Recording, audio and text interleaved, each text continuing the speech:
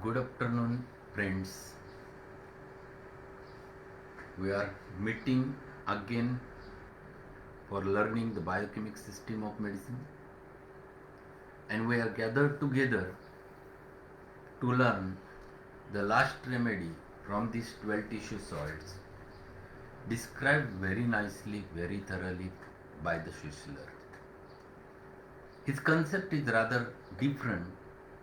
His understanding of the pathology, the physiology, and its relation with these 12 salts which are there in the homeopathy, and their pathophysiological action with which he has discussed is really a thorough one. And that's why I am using this in my practice since last 30 years, and I wanted to share that thing, and I have created all those things. I have shared all those remedies up till now. So, a warm welcome to all of you on the behalf of Divine School of Homeopathy. And today we'll have little bit time to revise whatever we have learned, and thereafter we'll go ahead. So, we'll just revise a theory what we have learned till today. In the theory, few important things which everyone knows that 12 tissue salt maintains the harmony at cellular and tissue levels.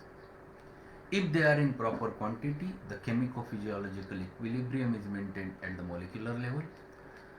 Their molecular motion is maintained, and this maintained harmony maintains the health. If there is a deficiency of any salt or salts, it reflects in a disturbance of molecular motion of them at a cellular or a tissue level, which disturbs the equilibrium and expresses in the form of signs and symptoms or the disease.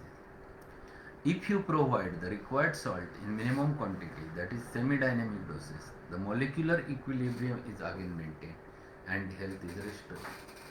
This slide itself is sufficient to explain the theory of the Schussler's 12 tissue remedy. If you understand this, then you can understand the remedy in a proper manner.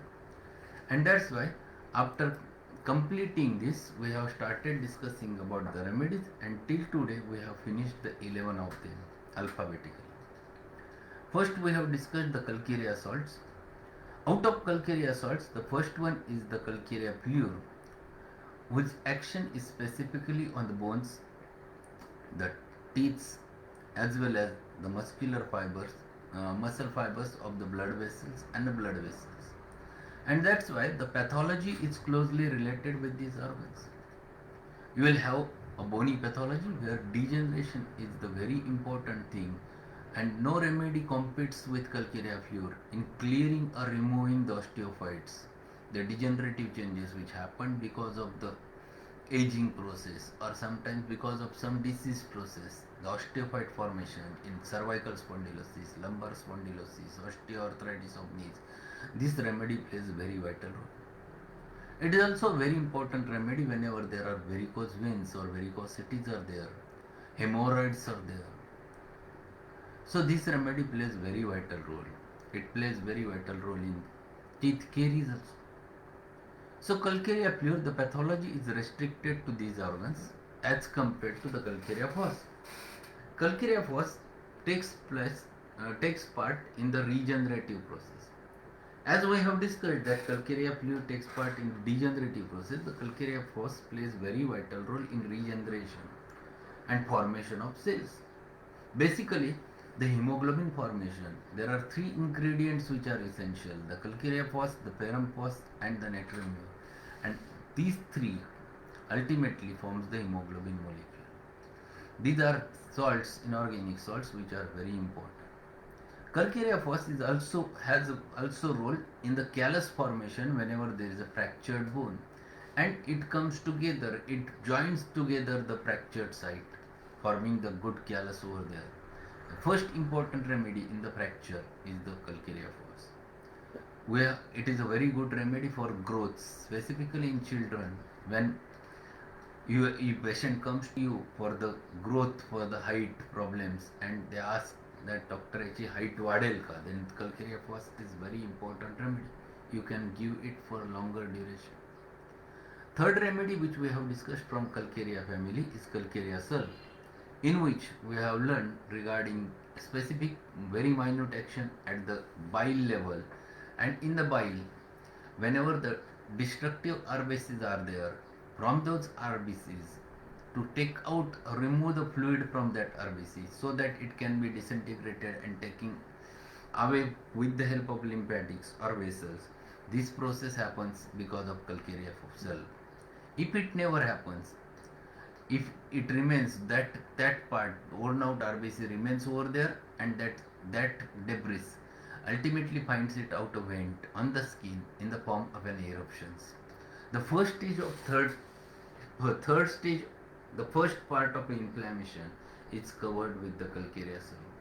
In order to stop that, calcarea cell plays very vital role.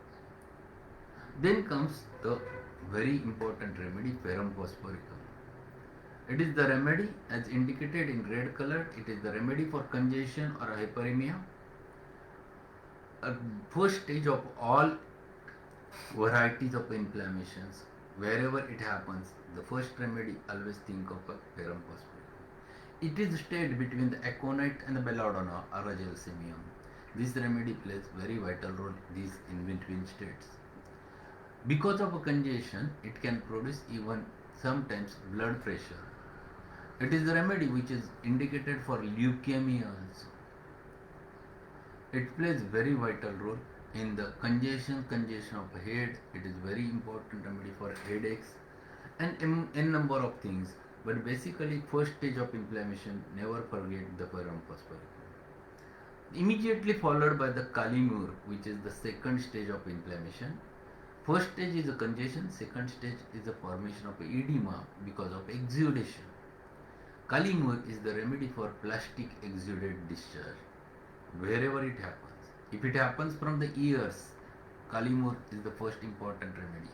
It is associated with greyish color on the tongue, greyish coating on the tongue. That is characteristic of the Kalimuraticum.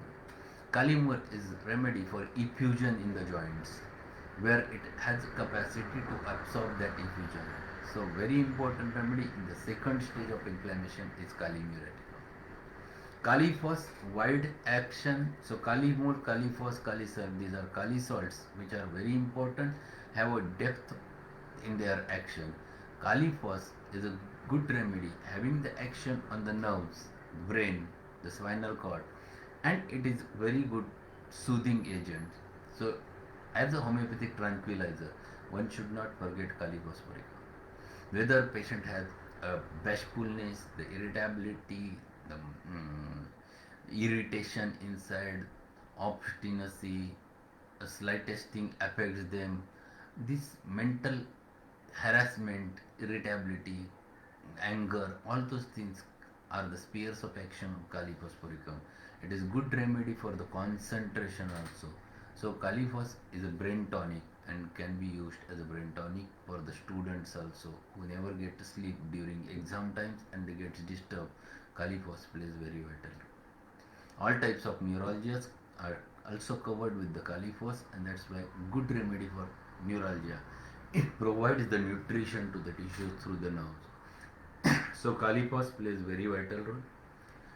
The third remedy from Kali family is the Kali self, which covers the next part of the inflammation, third stage of inflammation, after the calcarea self covers its action.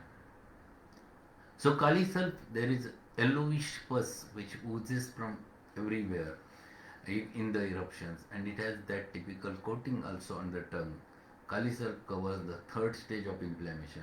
So first stage of inflammation is ferrum pus. Second stage of inflammation is the Kalimuraticum.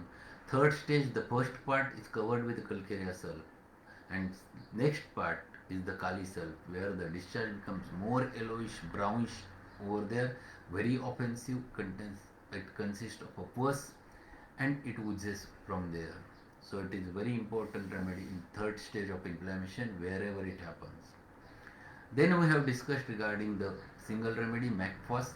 MACPHOS itself, magnesium group plus phosphoricum comes together, and MACPHOS has a very specific spasmodic action, and it is a good antispasmodic remedy, and it is also a good neuralgic remedies. It has neuralgia.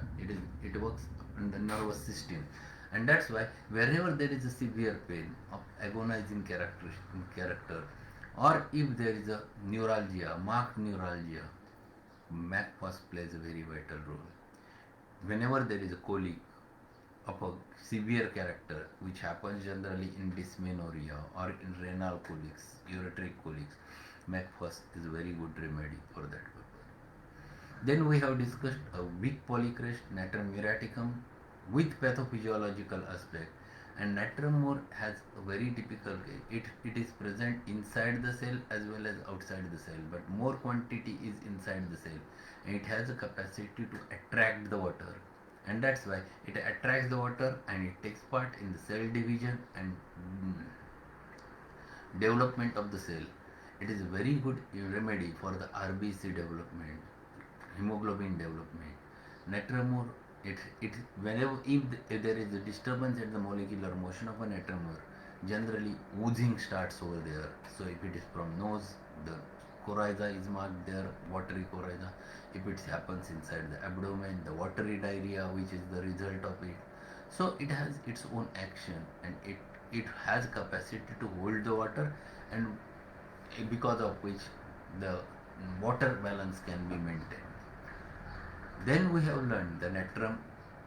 Another remedy from the natrum group is Natrum phosphoricum, and it is a very important remedy in the which takes part in the GI tract metabolism. It is a remedy which acts specifically on the lactic acid, and it divides lactic acid, converts lactic acid into the carbonic acid and water. This works as a catalyst over there, and it carries that carbonic acid from there to the lungs, and there the conversion of it, carbon dioxide goes away with the help of oxygen, and oxygen is taken inside with iron and is taken inside the circulation. This process happens with the help of a natrum phosphoricum molecules. So this is one important thing.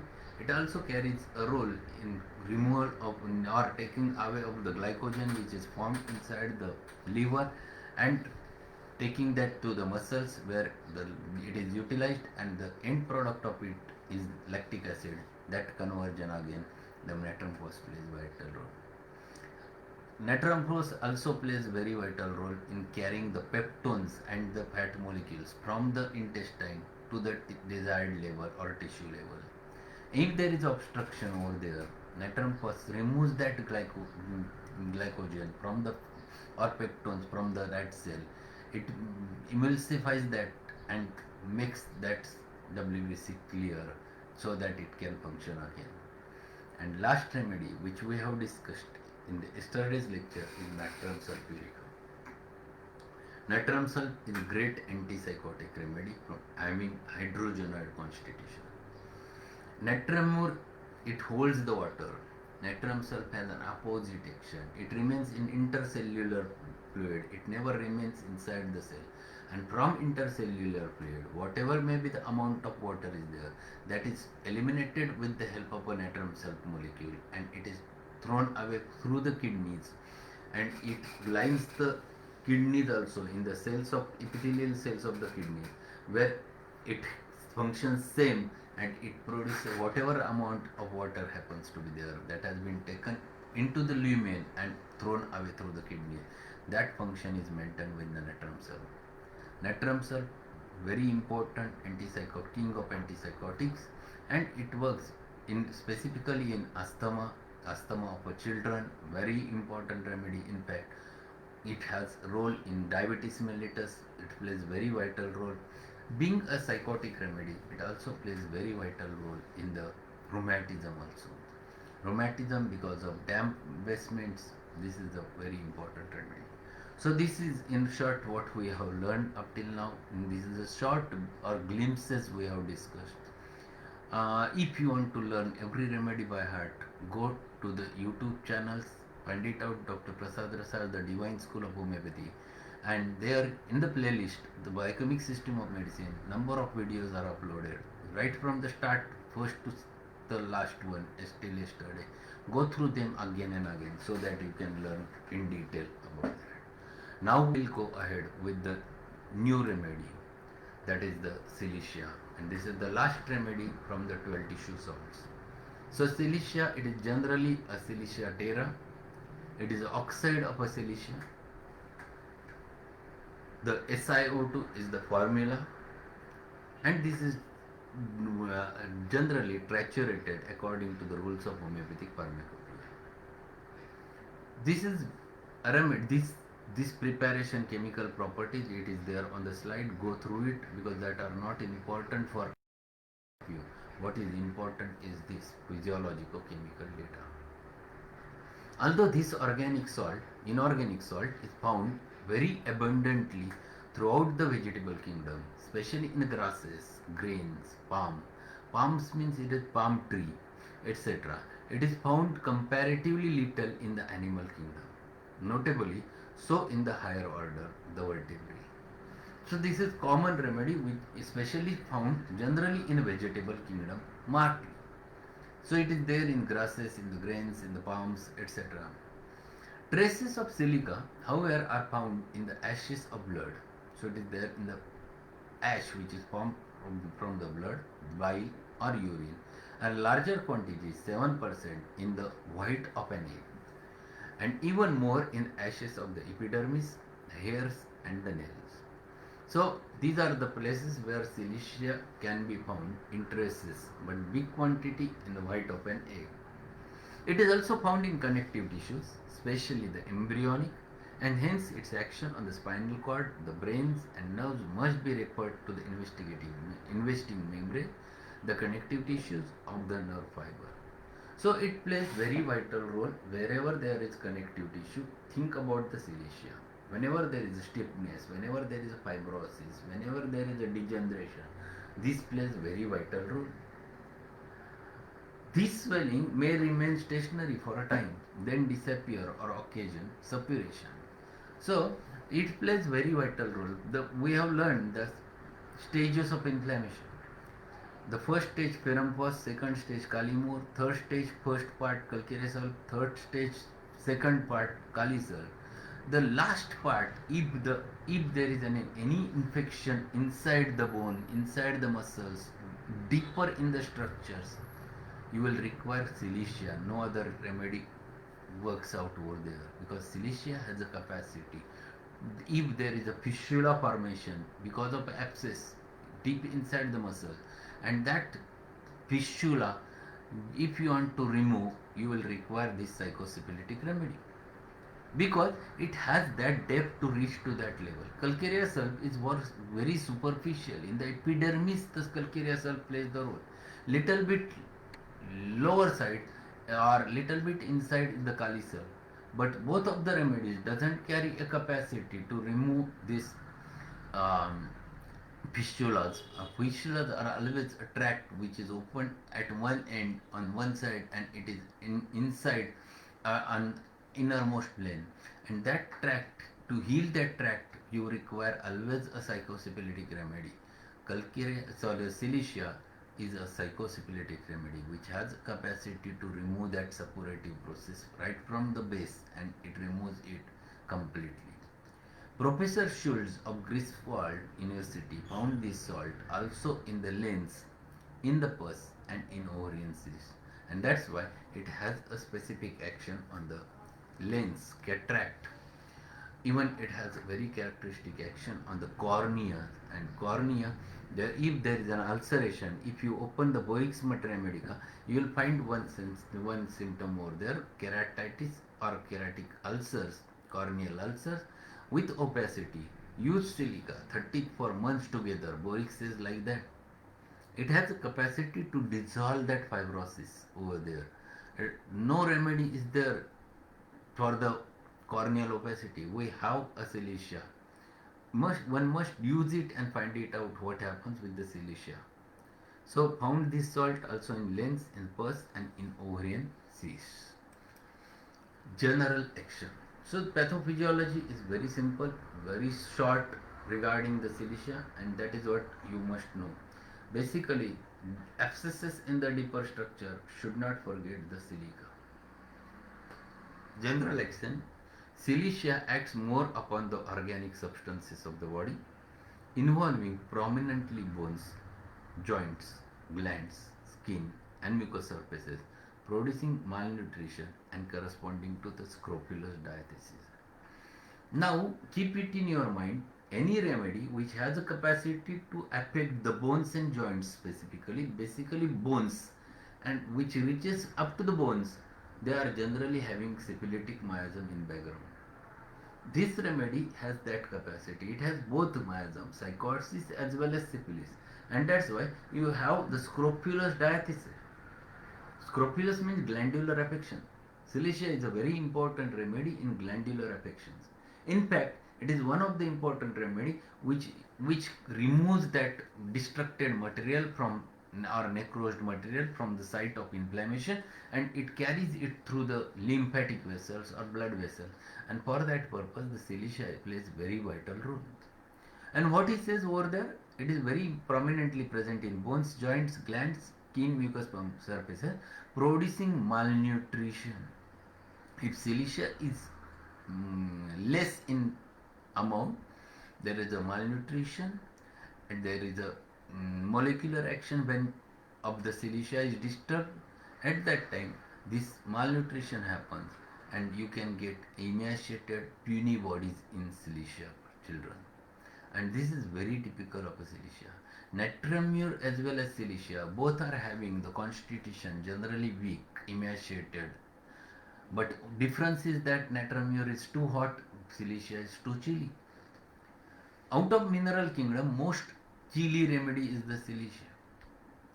So there is a difference at that level, but both are having the similar emaciated puny body.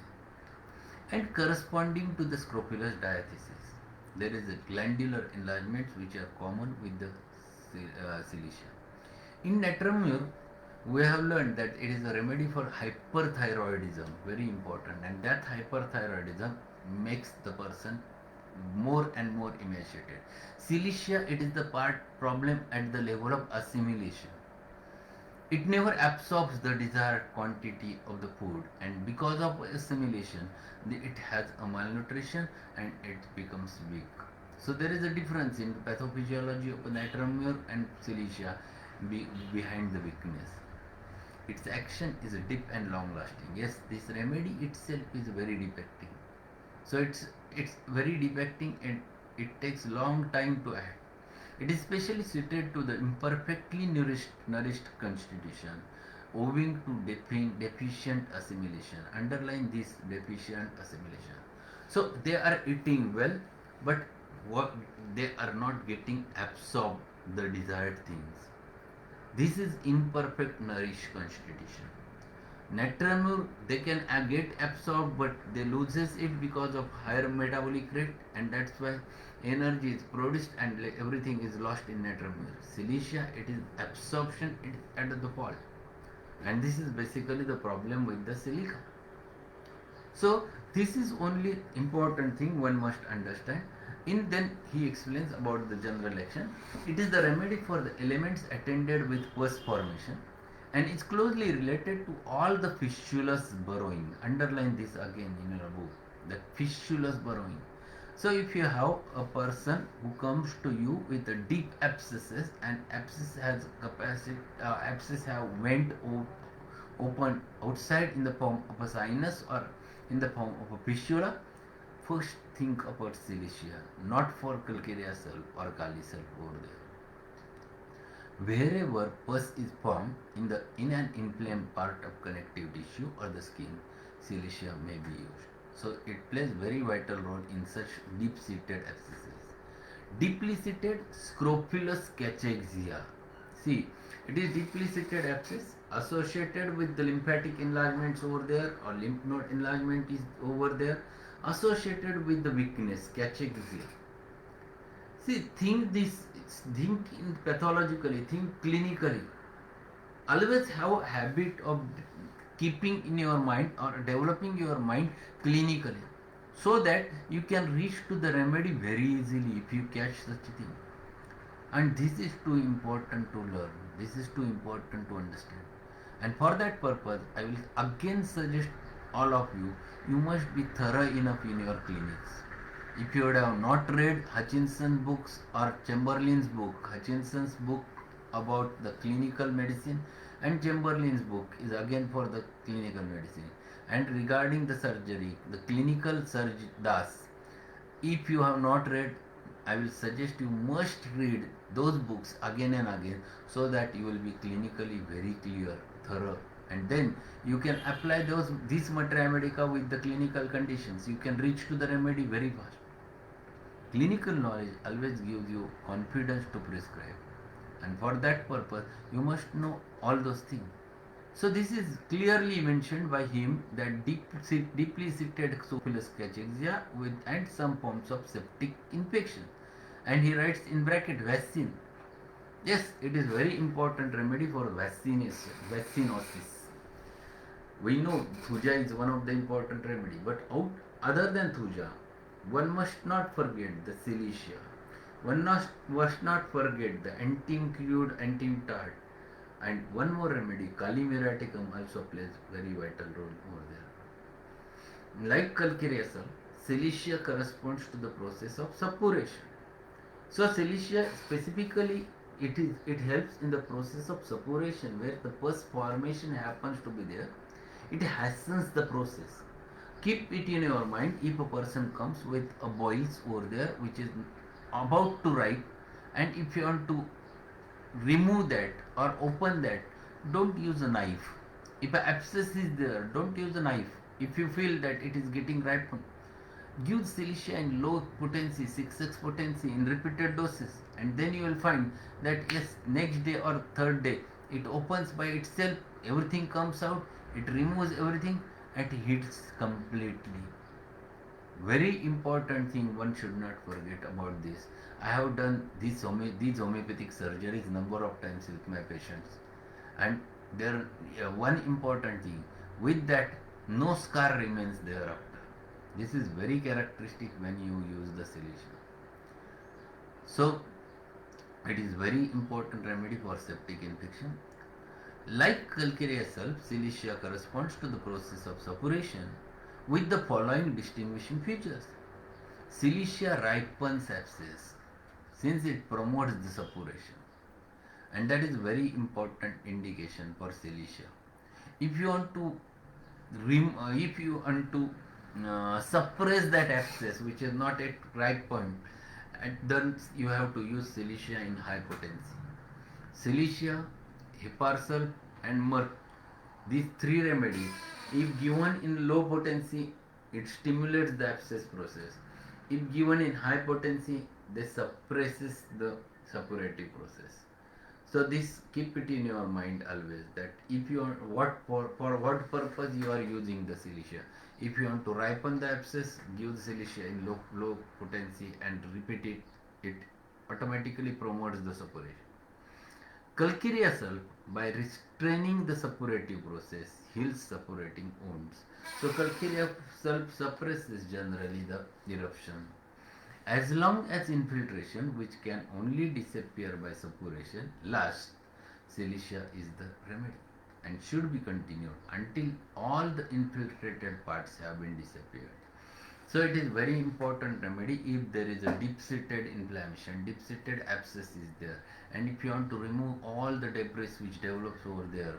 So what happens generally, allopaths or surgeons, they do an IND. This is called as incision and drainage, and then they put the gauze over there and soaked with the iodine or anything else, and gradually it heals. It takes long time.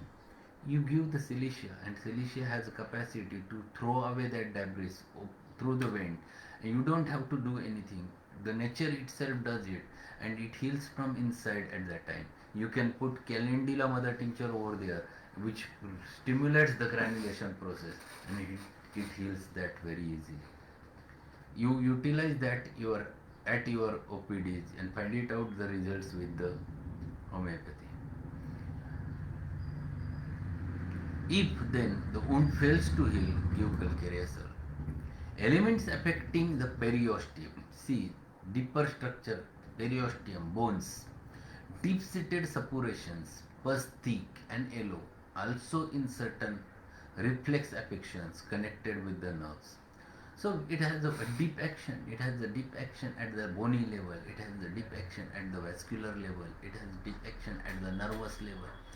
Even in osteomyelitis, silicia plays very vital role. Osteomyelitis is nothing but the infection right from the bone, and it opens outside in the form of a tract. So that can be covered with the help of silicia. After suppuration has ceased to be active, but the process lingers and the pus forms chronic deposits, small or large, fistulous or otherwise. Also, where the general organism is both irritable and weak, and the nervous system is easily aroused to the exhausting agitation. As Dunham says, it is contraindicated by general nerve torpor.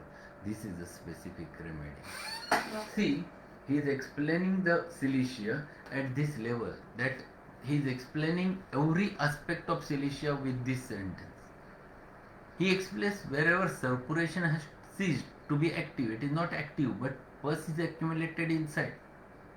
If you do MRI patient and it mentions that liver, it shows the abscess over there, and you cannot reach unless and until you use the surgery. But you have a home silicia, use that, and it works over there.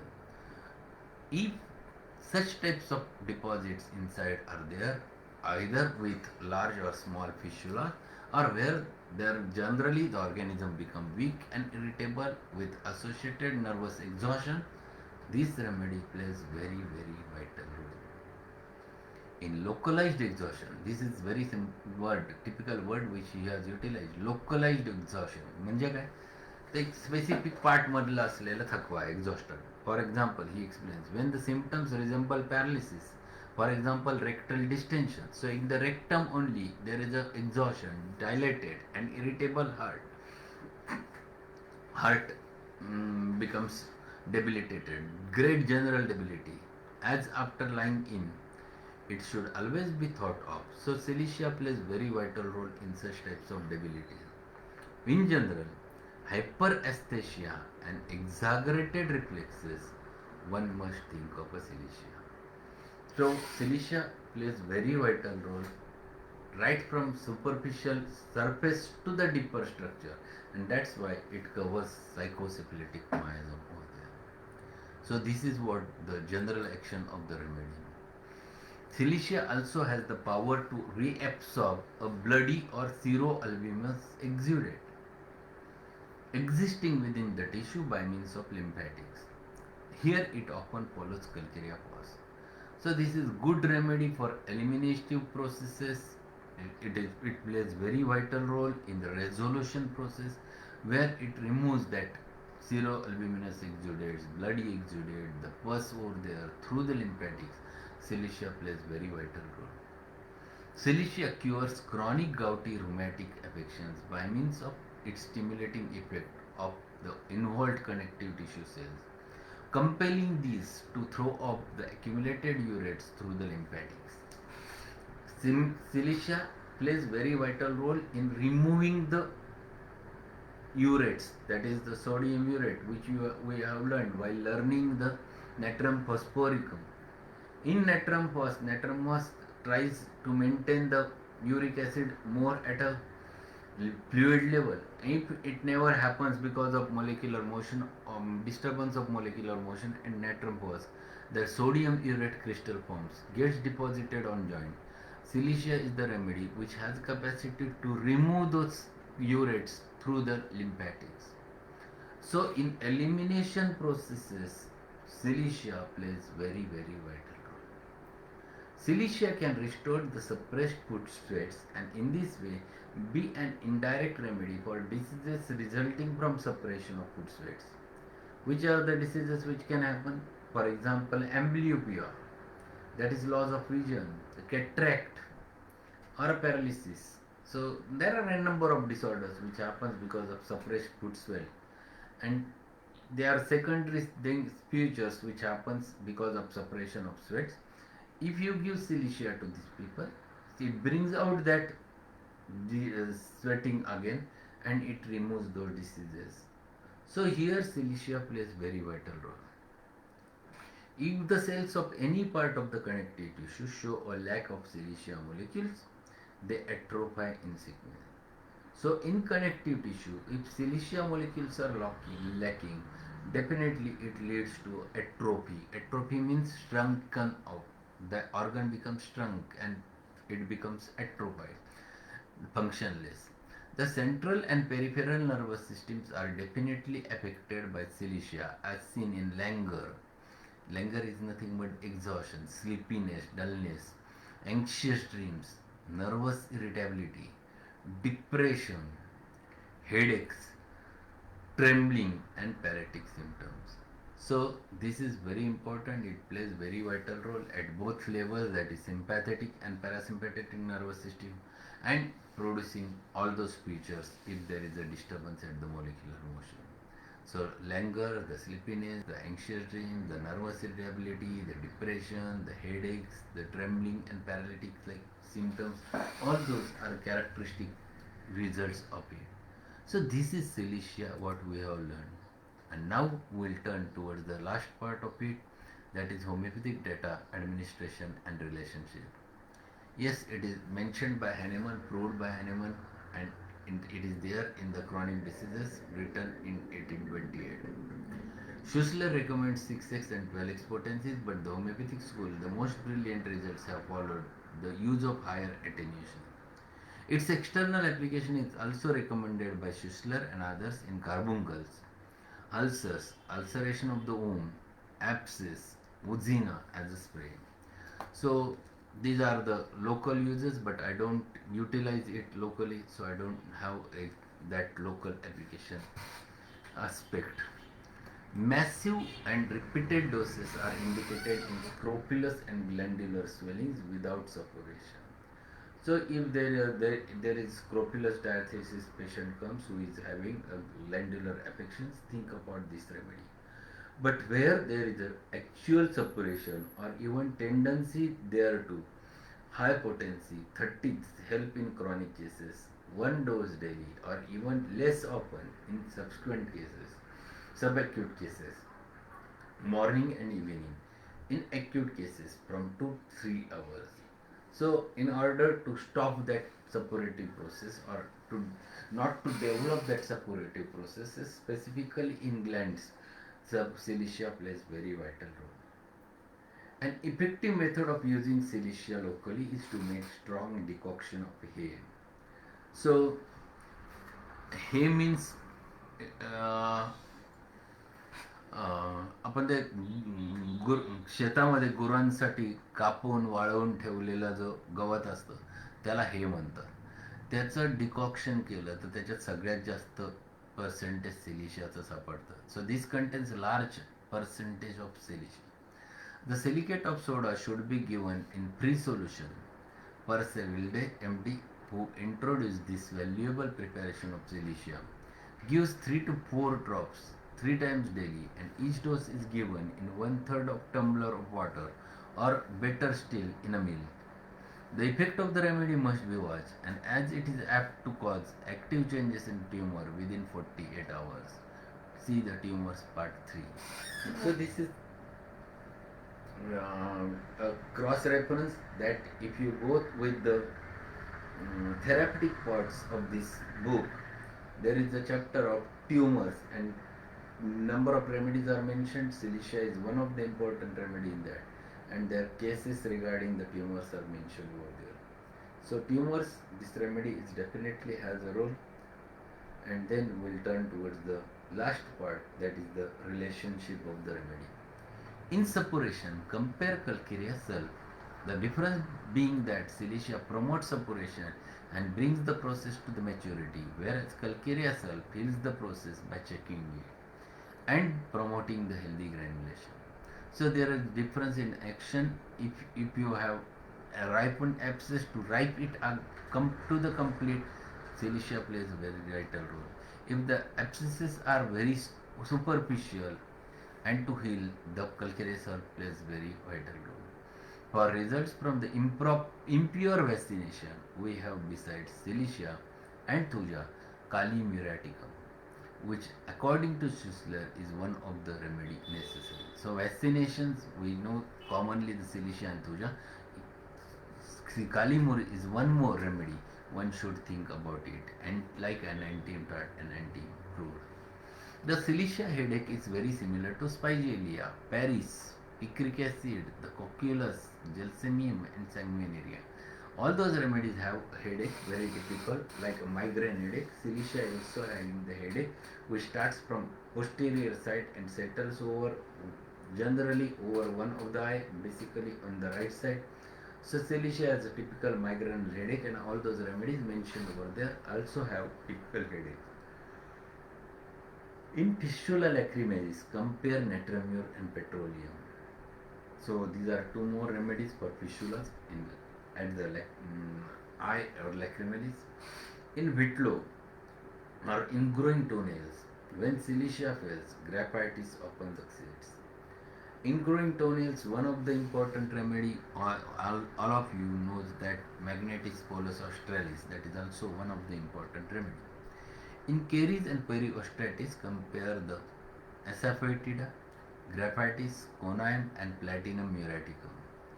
In tabes, that is tabes dorsalis, that is having very typical action on the nervous system, syphilitic neurological disorder, compare alumina and ruta. Cilicia is a chronic pulsatilla, everyone knows. It corresponds to the chronic form of such diseases as pulsatilla cures when acute. So if there is any acute disease can be cured with pulsatilla, but sometimes it remains and it never gets cured. At that time, Cilicia covers the next stage. So pulsatilla is an acute of Cilicia. Pulsatilla grows on sandy bottom and probably contains silica as one of the constituents.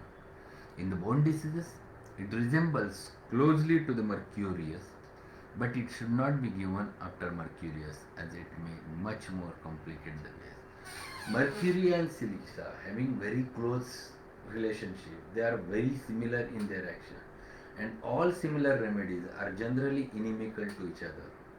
So whenever the remedies are having opposite states, they are always complementary to each other. When they have similar states, they are generally inimical. And keep this in your mind. Merc and Cilicia, they are incompatible remedies, and that's why one cannot be followed after each other. So this is what regarding the remedy we have learned. The last part of this remedy is one example he has mentioned over there. In Molescott's Kraplow des Lebens, he says that the ashes of Equisetum hymen consists nearly wholly of a silicia. It cures the bladder troubles reported by Equisetum are probably due to the silica it contains.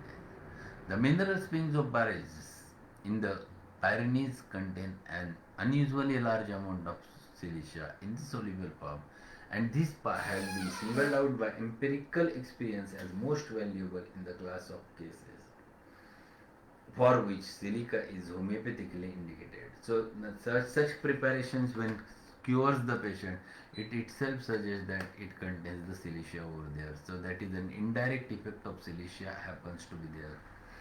In labyrinthine vertigo, compare natrum salicylate. It's very important. In labyrinthine vertigo, compare natrum salicylate. Natrum salicylate is very important remedy for Meniere's disease. Whenever the vertigo is associated with earache and deafness, natrum salicylate. In fact, it is not natrum which works over there, it is salicylates, because salicylic acid, if you open from your body, it also has the Meniere syndrome, and it also has this labyrinthine vertigo. So natrum salicylate, compare this remedy with the natrum salicylate. In ulcerations around the nails, Soranum is invaluable. So ulcerations around the nails, Soranum and this remedy, compare. Allied remedies, you can think about fluoric acid, the picric acid, the hypericum, the ruta and the mercurius. All these remedies are very close to the silicia, even at the level of miasmatic focus, and that's why one must compare all those remedies from each other. So dear friends, we have learned